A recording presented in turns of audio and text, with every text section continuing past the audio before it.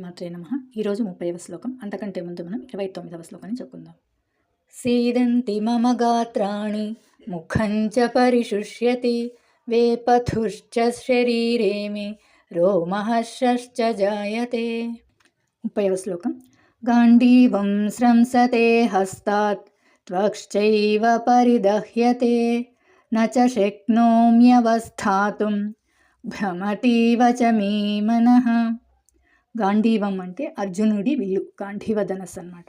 స్రంసతే జారిపోతుంది, హస్తాత్ చేతి నుండి, త్వక్ చైవ చర్మం కూడా, పరిదహ్యతే మండిపోతుంది, నచ శక్నోమ్యవస్థాతుం సాధ్యము కావడం లేదు నాకు నిలబడడానికి కూడా సాధ్యం కావడం లేదు. నచ శక్నోమ్యవస్థాతుం భ్రమతీవ తిరుగుతున్నట్టుగా, చ అంటే కూడా, మే నా యొక్క మనః మనస్సుంది.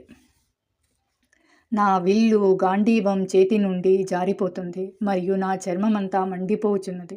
నేను నిలబడలేకపోతున్నాను. నా యొక్క మనస్సు కూడా తిరుగుతున్నట్లుగా ఉంది. ఇక్కడ అర్జునుడు యోధుడిగా కాదు, బంధువుగా ఆలోచిస్తున్నాడు. ధర్మం కన్నా బంధాలు పెద్దవిగా కనిపిస్తున్నాయి అర్జునునికి. అర్జున విషాదం ఓ బలహీనత కాదు, అది మానవత్వపు గరిష్ట స్థాయి. మానవత్వంగా ఆలోచించడం మొదలుపెట్టాడు. ఎక్కడ?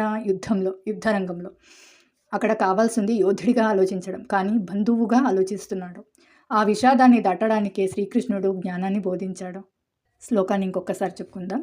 గాంధీవం స్రంసతే హస్తాత్ త్వక్శ్చైవ పరిదహ్యతే న చ శక్నోమ్యవస్థాతుం భ్రమతీవ చ మే మనః.